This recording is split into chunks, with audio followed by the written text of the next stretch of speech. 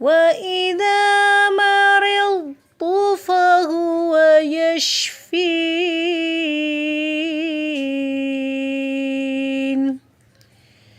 السلام علیکم ورحمۃ اللہ وبرکاتہ. کبھی بیمار نہ ہونا جہنمی انسان کی نشانی ہے. ابو ہریرہ رضی اللہ عنہ سے روایت ہے، وہ کہتے ہیں کہ ایک دیہاتی رسول اللہ صلی اللہ علیہ وسلم کی خدمت میں حاضر ہوا تو رسول اللہ صلی اللہ علیہ وسلم نے اس سے پوچھا، کیا تمہیں کبھی ام ملدم نے اپنی گرفت میں لیا ہے؟ اس نے کہا کہ ام ملدم کیا ہے؟ آپ نے فرمایا جسم اور گوشت کے درمیان حرارت کا نام ہے، یعنی بخار. اس نے کہا میں نے تو اپنے جسم میں کبھی یہ چیز محسوس نہیں کی. آپ نے پوچھا کیا کبھی تمہیں صداع نے پکڑا ہے؟ اس نے پوچھا وہ کیا ہوتا ہے؟ آپ نے فرمایا وہ رگیں جو انسان کے سر میں چلتی ہیں، یعنی اس سے سر درد ہوتا ہے. اس نے کہا میں نے اپنے جسم میں کبھی یہ تکلیف محسوس نہیں کی. پھر جب وہ چلا گیا تو آپ نے فرمایا جو کسی جہنمی کو دیکھنا چاہتا ہے وہ اس کو دیکھ لے.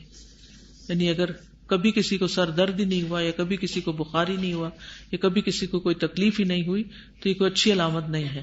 اس کا مطلب نہیں بیماریاں مانگی جائیں، لیکن اس کا مطلب یہ ہے کہ جب بیماری آئے تو انسان اس پہ صبر کرے، اجر کا یقین رکھے، گناہوں کا کفارہ سمجھے اور اللہ کی رضا پر راضی رہے، دل چھوٹا نہ کرے، بخار کو برا بلا نہ کہے اور لوگوں کو برا بلا نہ کہے اور چڑچڑے پن سے بچے، اللہ کی رضا پہ راضی رہے.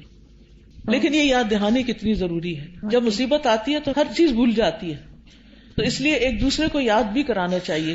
پچھلے دنوں کو بچی ہماری عمرے پر گئی تو وہاں جا کر وہ بیچاری گر گئی، بازو ٹوٹ گئی.